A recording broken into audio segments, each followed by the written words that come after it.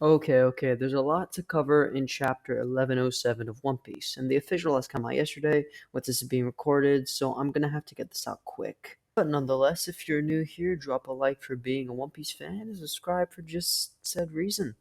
But without further ado, let's start off the chapter. The cover page is something I found pretty funny, with Law and a snow leopard taking a nap together, with Beppo coming back to find them together, which you can see is physically heartbroken at the sight, which is pretty damn funny, but that's just me. The chapter is titled I've Been Looking for You, and the first panel starts off directly where we left off last chapter with Dory and Broggy. And to my surprise, when I was first reading this chapter, Broggy is shown talking to Oimo and Kashi, giving them orders. Oimo and Kashi are two giants who have met back on Enies Lobby, and it's nice to see Oda doing what Oda does best and wrap up a goal made chapters and chapters ago, specifically chapter 377 in 2005. Broggy and Dory are leading the giant warrior pirates onto Egghead, destroying marine battleships with absolute ease. And this just proves the statement Big Mom said back on Whole Cake Island, that if she had the giants on her side, she could become king of the pirates. Because this chapter just shows that they're a force to be frickin' reckoned with in the One Piece world. What's also interesting is we get Dory and Broggy's full world title, which I believe was never stated. I could be wrong though, but both their titles are Dory the Blue Ogre and Broggy the Red Ogre. But from there we cut onto Egghead where we see Nami, Chopper, and Usopp crouching while Usopp looks through his tiny little binoculars and finally noticing Dory and Broggy and calling them his masters, just like he did back on Little Garden. What's even more exciting is Usopp does mention that he wants to go to Elbaf, so if the next arc is indeed Elbaf, then I expect big things for Usopp to come. Especially if he wants to contend with snipers like his father, Yasopp, and Van Augur of the Blackbeard crew, which we'll see later in this chapter is definitely on a different tier currently from where Usopp is. Usopp realizes that Dory and Broggy are not here to cause problems for the Straw Hats, but they're actually here to help them, so he basically says that we need to get off the island right now. Then we see Brook and Lilith on the Sunny being contacted by Nami asking them if they're close by so they can get off the island. Brook says they're close by, but Brook does not have a plan to stop the ship, so Lilith grabs the Mushi and tells Nami that since Brook didn't have a plan to stop the ship, they could fly into the island sphere and explode. But fortunately, Lilith does have a plan and cuts off before we could figure out what it is. Now, although the Sunny can't stop right now, due to what Lilith said, she does have a plan, although I do still think the Iron Giant that Luffy has awakened might come in and help them. Since I'm having a hard time right now finding something for that giant to do, Zoro and Sanji are busy with stuff actively going on in Egghead, which we'll cover later in the chapter, and Luffy's still in Gear 5 taking care of Saturn and Kizaru, so I just don't see what the giant's going to be used for, so maybe they're going to help the Straw Hats. So I guess we'll find out what happens in the next few chapters with the whole Sunny predicament. We cut to see Jinbei actively going to Zoro's location, stating that they are running out of time and they have to get out of here with all the chaos that's happening on the island currently. He then scolds Zoro for saying that he's basically picking fights for no reason, which now, if I remember correctly, Lucci was the one who attacked Zoro. I could be wrong though. Zoro's just defending himself in a fight, so I don't know what Jinbei was thinking here. So I guess we'll see what happens in the next couple of chapters. We then actually get a shot for shot with Zoro versus Lucci, and yes, the fight is still going on for the people that are Zoro fans and Zoro haters or whatever. Zoro fans are not too happy this chapter, I can see, but I gotta defend Zoro in a way by saying that he's the only using two swords right now, and it doesn't seem like he's using any Conqueror's Haki, which is kind of stupid after stating in the chapter that he's in a hurry, because if he was really in a hurry, Zoro would have pulled out the do-rag and he would have put Lucci in his place. And although a lot of people class this as Zoro being weak, I don't see this as that way at all. I just see it as Lucci being strong. That's it. But enough power scaling. Let's get back to the chapter, I guess. Not really a power scaling channel, but I will say that people thinking Lucci is weak because we haven't seen him in the story for a long time, that's just not true. Luffy did one shot him technically because after one punch, Lucci did feel it, but I never saw Zoro as comparable to Luffy. But then again, I'm not a power scaler. I don't know like the exact thing there, so we'll just leave it at that. Zoro tells Lucci to wrap it up. Again, very weird since he's not going all out at all. But Lucci tells Zoro to stop acting like the fight is won, because while Zoro's crew is fighting it out, Zoro has been here holding them back. Zoro gets frustrated and says that he is the one in control of this fight, not him, and we cut away to a different scene. Now, like I said, the power scaling aside, if Zoro really is in a hurry, he should have just pulled out Enma and used it with Haki and gotten it over with. But even so, Jinbei is on his way, and if the Straw Hats' number one priority is getting off the island of Egghead, then maybe Jinbei and Zoro tag team Lucci, which I already don't think Lucci could beat Zoro all out. If both Jinbei and Zoro fought Lucci, it'd be over in a snap, let's be honest here. Now, moving on from our first mate to our captain, Monkey D. Luffy. He's in Gear 5, still making the ground all jiggly and stuff, but we see Bonnie still fresh after finding out the man that she's been looking for this whole damn time has been right in front of her. She starts crying. Luffy asks why she's crying, which I find really funny because I get the statement, but at the same time, Vegapunk is down there dying, but it is shown later at a little small gag that Luffy does not realize Vegapunk is there. He's kind of just overshadowed him with Bonnie's crying. Bonnie responds to Luffy with, "Because I found you."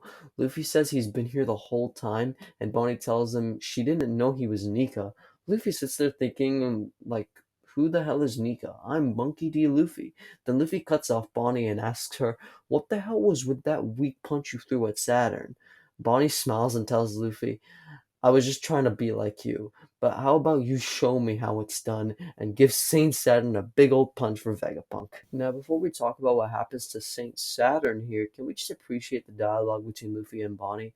It makes you feel like a big brother and little sister talking to each other. And now knowing Bonnie's true age and how much she has gone through, with only a story of Nika giving her hope through this hardship, and to finally meet Luffy, it's just incredible writing on Oda's part. But like, what did we expect? This is One Piece, guys. Now back to Saint Saturn. After hearing Bonnie's request, he tells Luffy that there is a reason stupid insects are worthy of death.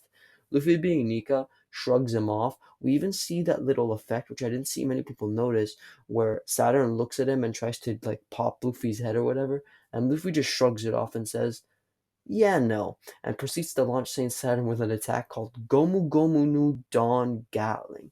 And Luffy launches him across the island with this one attack, which is maybe referencing the D initial, with Dawn being in the name and all, because that's our speculation, but again, not confirmed.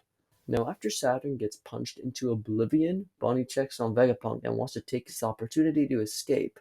But Vegapunk tells Bonnie to leave him here because he knows, with the medical knowledge that he studied, that if he moves right now, he will die.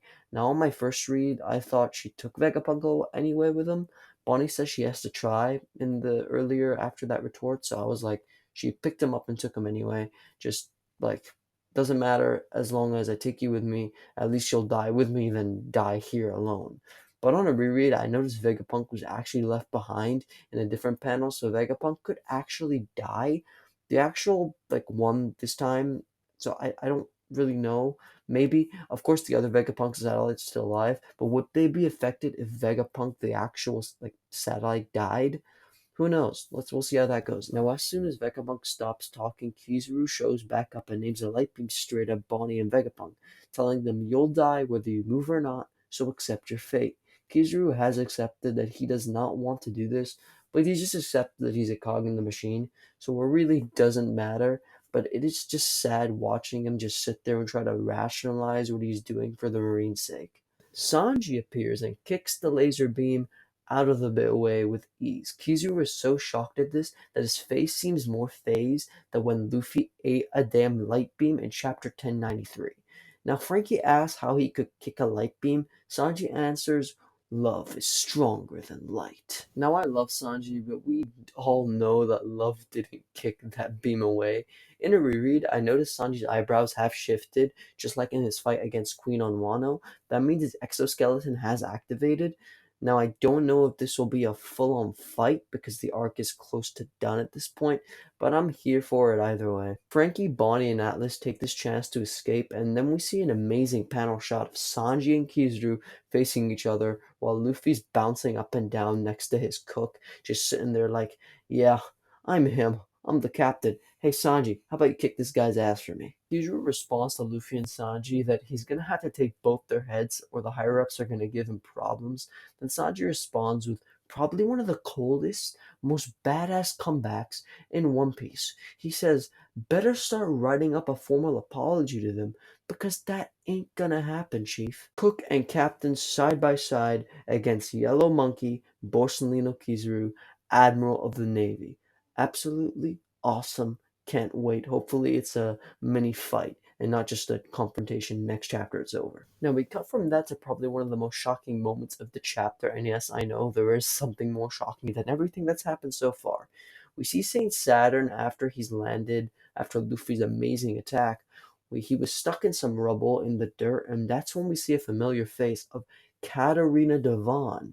She starts mocking Saturn, telling him that it isn't every day you see one of the five elders down in the dirt. She wonders what power Saturn might have, and it's revealed Van Augur is actually here as well. Now, for a moment here, we need to talk about how the hell Van Augur has been in this one arc in three different places and isn't even the second mate, that being Jesus Burgess, if you didn't know. But it does make sense because of the fruit power, but he's been with Blackbeard against Law, with Kuzan to capture Pudding, and now we see her on Egghead with Devon. I might make a separate video all about the Blackbeard crew, so I'll just have to leave it here for now. But oh my god, I think he's maybe my favorite sniper. It's not even Yasop. I think he's my favorite sniper in the story currently. Devon touches Saturn and tells Augur that the mission is complete. Saturn tells Devon that he never thought a prisoner of level 6 would submit to Blackbeard of all people. Devon responds with, Teach is special, and Saturn says, as is his bloodline. Now, this could mean many things. This could mean our theories of Blackbeard being related to Roxy's Beck could be true, or a personal favorite of mine would be if Blackbeard is a buccaneer, just like Kuma. And it's been heavily implied that the original Joy Boy was a buccaneer. So what if Blackbeard was a blood-related descendant to Joy Boy versus the man who inherited the will of Joy Boy being Monkey D. Luffy? Saturn asks both Devon and Augur what are they planning and what do they want. Augur answers him and says, the world. Now, mind you, they're not just saying this to any regular pirate or person. They're saying this to the Gorosei, a leader of the world, and he's saying, we want the world. Saturn is obviously offended by this and gets up to attack, but in that moment, Augur teleports away from Saturn with Devon. Devon asks Augur why he didn't teleport them straight off Egghead instead of just teleporting them a few miles away. Augur tells her he hasn't mastered the ability yet, which is pretty shocking since he's been doing all this stuff and still hasn't mastered the ability. This whole arc, he's been helping out each Blackbeard member individually. Well, not each of them, but you know what I mean. And it's just insane that this is not the mastered version of the ability, which again, I think I'll save for the Blackbeard video I might do for the whole crew on its own. But as Augur was about to teleport off the island with Devon, we see a swampy, slimy man appear out of the corner of our eye. It's Caribou, ladies and gentlemen, and what he requests is pretty funny and interesting at the same time. Now, as you know, if you read the manga or are really into One Piece like me, like really into One Piece, you would know that Caribou has been in the background of every arc since Fishman Island in the New World, gathering information. If you follow page 46 of, well, not page 46, but for the 46 pages of the cover story on Caribou, you would know how much info he knows from Shirahoshi to Wano Country and Pluton. Now, at the end of this chapter, Caribou does ask Augur and Devon if he could join the Blackbeard crew, sucking up to them, of course, in the process. He says he doesn't care even if he's an official member. It is his lifelong dream to be one of Blackbeard's goons.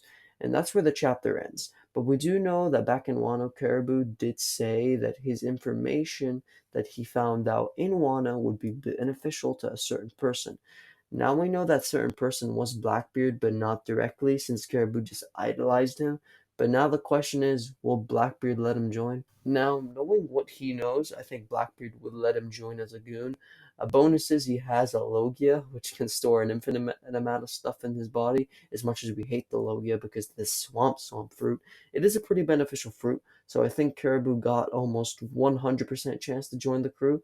But what are your thoughts on the chapter? Do you think Usopp will get stronger on Elbaf? Do you think Blackbeard is a buccaneer? I don't know the answers, But they will all be revealed in due time, just as all One Piece stuff is. Hell, Dory and Broggy said they were going to get off Little Garden. Normal and Kashi said they were going to find Dory and Broggy in 2005. It's 2024, baby, and now it's been wrapped up.